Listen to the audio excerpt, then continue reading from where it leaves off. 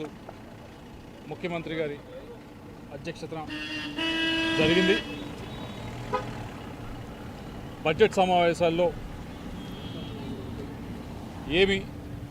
ఏ విషయాలపైన మాట్లాడాలి, ఏ టాపిక్స్ మనం తీసుకోవాలి, రాష్ట్రానికి సంబంధించి ఏ టాపిక్స్ ఏ సబ్జెక్ట్స్ మీద మాట్లాడాలి అనే దానిపైన అందరం కూడా కూర్చొని చర్చించుకొని అలాగే ముఖ్యమంత్రి గారి సూచనల మీదకు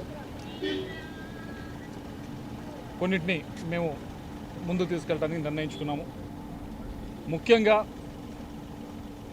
బడ్జెట్ సమావేశాలు మొదటిది అందరికీ తెలిసిందే, నిర్మలా సీతారామన్ గారు అత్యధికంగా ఒక ఫైనాన్స్ మినిస్టర్ బడ్జెట్ ప్రవేశపెట్టడం, ఒక మహిళా ఫైనాన్స్ మినిస్టర్ బడ్జెట్ పెట్టడం, ఫైనాన్స్ మినిస్టర్ కూడా బడ్జెట్ ఎన్నిసార్లు పెట్టడం అనేది అత్యధికంగా నిర్మలా సీతారామన్ గారికి రేపు 1వ తారీఖు నుంచి ఆ క్రెడిట్ వస్తుంది. అందుకని దీనికి చాలా ప్రాధాన్యత సంతరించుకుంది. అలాగే మరొకటి, ప్రపంచంలో మారుతున్న పరిస్థితులకి అనుగుణంగా,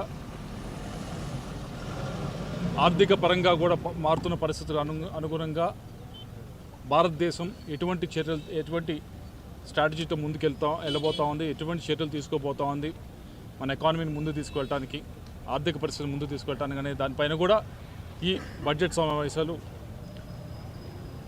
చాలా కీలకంగా మారబోతూ ఉన్నాయి. అయితే రాష్ట్రానికి సంబంధించి ముఖ్యంగా పూర్వోదయ ఏదైతే ఈ ఈస్టర్న్ స్టేట్స్ ఏదైతే ఉన్నాయో వాటికి పూర్వోదయ స్కీము లాస్ట్ ఇయర్ బడ్జెట్లో అనౌన్స్ చేయడం జరిగింది. దానికి అలొకేషన్స్ చేయాల్సిన అవసరం ఉంది. ఆ పూర్వోదయ కింద మనము ఆంధ్రప్రదేశ్కి సంబంధించి ముఖ్యమంత్రి గారు ఇప్పటికే నిర్ణయించడం జరిగింది. ఇరిగేషన్ ప్రాజెక్ట్స్ ఏదైతే ఉన్నాయో శ్రీకాకుళం నుంచి రాయలసీమ దాకా ఉన్న ఇరిగేషన్ ప్రాజెక్ట్స్ ప్రతి ఒక్కటి కూడా వీటిని పూర్వోదయ స్కీమ్ కింద మనము తీసుకొని పూర్తి చేయాలి అని ముఖ్యమంత్రి గారు నిర్ణయించడం జరిగింది. దాని గురించి రేపు సమావేశాల్లో మేము బడ్జెట్ సమావేశాలు దాని గురించి మాట్లాడబోతా ఉన్నాం. రెండవది, రాయలసీమకు సంబంధించి ముఖ్యంగా రాయలసీమకు సంబంధించి హార్టికల్చర్ హబ్గా తయారు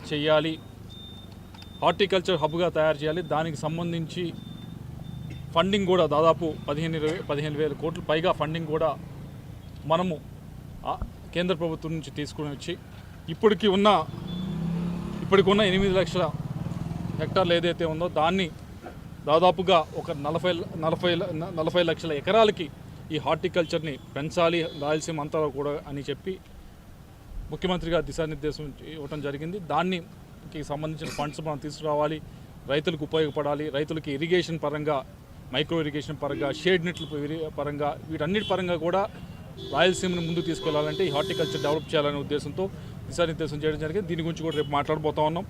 అలాగే నల్లమల సాగర్ ఏదైతే పోలవరం మనం పూర్తి చేసుకుంటా ఉన్నామో, పోలవరం పూర్తి చేసుకున్నట్టు విశాఖపట్నం నీళ్ళు ఇచ్చుకోవటం, అలాగే పోలవరం నుంచి కృష్ణా రివర్కి, కృష్ణా నుంచి రాయలసీమకి నీళ్ళు ఇవ్వాలి అంటే నల్లమల సాగర్ పూర్తి చేయాల్సిన అవసరం ఉంది. దీని గురించి కూడా రేపు బడ్జెట్ సమావేశంలో మాట్లాడబోతూ ఉన్నాం. దీనికి సంబంధించిన ఫండింగ్ గురించి, దీనికి రావాల్సిన ఫండింగ్ గురించి కూడా రేపు దీని బడ్జెట్లో మేము ప్రస్తావించబోతా ఉన్నాం. అలాగే రైల్వే లైన్స్కి సంబంధించి కూడా ఇప్పటికే చెప్పారు, చాలా రైల్వే లైన్స్ కానీ, నేషనల్ హైవేస్ కానీ అత్యధికంగా దాదాపు 1,00,000 కోట్ల పైగా కూడా ఆంధ్ర రాష్ట్రంలో రైల్వే లైన్స్ కానీ, నేషనల్ హైవేస్ కానీ ప్రాజెక్ట్స్ సాగుతూ ఉన్నాయి. అయితే రైల్వే లైన్స్కి కొన్ని చోట్ల డబ్లింగ్ జరుగుతుంది, కొన్ని చోట్ల ట్రిప్లింగ్ జరుగుతుంది. వాటిని కూడా కొన్ని చోట్ల ఇంకా వేగవంతంగా పరిగెత్తాల్సిన అవసరం ఉంది. కాబట్టి దాని గురించి మీరు మాట్లాడండి, దాని గురించి రేపు చర్చించండి అని చెప్పి ముఖ్యమంత్రి గారు చెప్పడం జరిగింది. దాని గురించి కూడా మాట్లాడతాం. వీటన్నిటితో పాటుగా అమరావతికి సంబంధించి, మన క్యాపిటల్ అమరావతికి సంబంధించి ఏదైతే దానికి సంబంధించిన బిల్లు ఏదైతే ఉందో దాని గురించి కూడా మేము రేపు ఈ బడ్జెట్ సమావేశంలో ముందుకు తీసుకురాబోతా ఉన్నాం.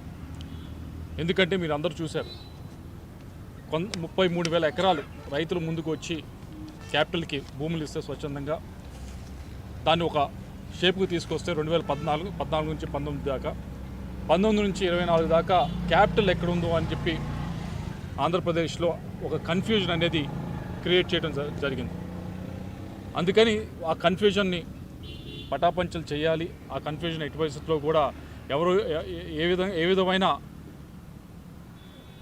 అపోహలు ఎటువంటివి కూడా ఉండకూడదు అంటే అమరావతి క్యాపిటల్ని కేంద్ర ప్రభుత్వం వైపు నుంచి సాధించుకొని కేంద్ర ప్రభుత్వం వైపు నుంచి గెజెట్ రూపంలో తీసుకుని రాగలిగినప్పుడే ఆ క్లారిటీ అనేది అందరికీ కూడా వస్తుంది.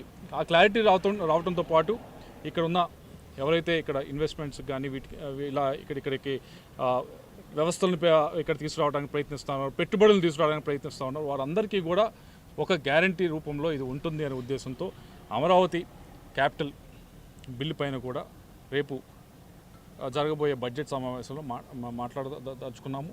అది ఈ సమావేశాల్లో ముందుకు వెళ్తుందని భావిస్తూ ఉన్నాం. అది పాస్ అవుతుందని కూడా ఈ సమావేశంలో భావిస్తూ ఉన్నాం.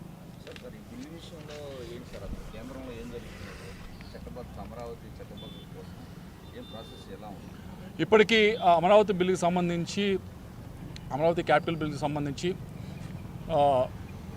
అన్ని దానికి సంబంధించిన మినిస్ట్రీస్ ఏదైతే ఉన్నాయో, ఉదాహరణకి హౌసింగ్, అలాగే మిగతా మినిస్ట్రీస్ దానికి అనుబంధమైన మినిస్ట్రీస్ ఏమున్నాయో వాటన్నిటికీ కూడా అర్బన్ మినిస్ట్రీ కానీ వీటన్నిటికీ కూడా పంపించడం జరిగింది. దీనిపైన మీ కామెంట్స్ ఏంటి చెప్పండి అని చెప్పి ఆ స్టేజ్లో ఉంది. నీతి ఆయోగ్ దాంట్లో భాగంగా నీతి ఆయోగ్ కూడా పంపించారు. ఇలా ఒక 5-6 మినిస్ట్రీస్కి నీతి ఆయోగ్కి కూడా పంపించడం జరిగింది. వాళ్ళ వైపు నుంచి కామెంట్స్ కోసం వెయిట్ చేస్తూ ఉన్నారు.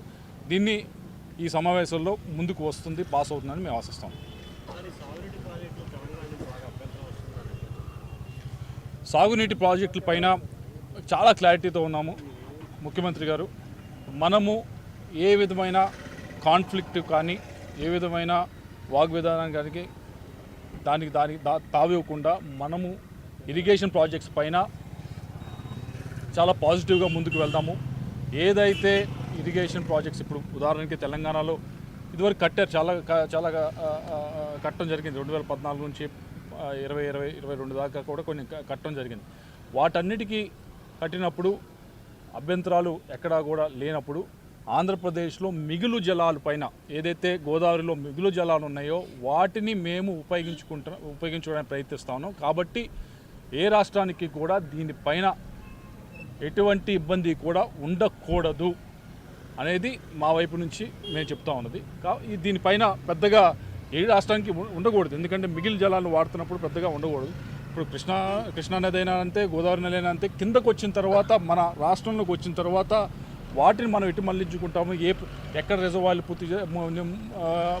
ఫుల్ఫిల్ చేస్తాము, లేకపోతే ఏ నదికి మనం అనుసంధానం చేస్తామనేది మనం డిసైడ్ చేస్తా ఉన్నాం. దాంట్లో భాగంగానే ఈ నల్లమల ప్రాజెక్ట్ అనేది రూపొందిస్తూ ఉన్నాం. తప్పకుండా రాయలసీమకి గోదావరి జలాలు తీసుకొచ్చి సస్యశ్యామలం చేయాలనే సస్యశ్యామలం చేయాలని అన్ని ప్రయత్నాలు కూడా చేస్తాం. మాట్లాడతారా? మాట్లాడు.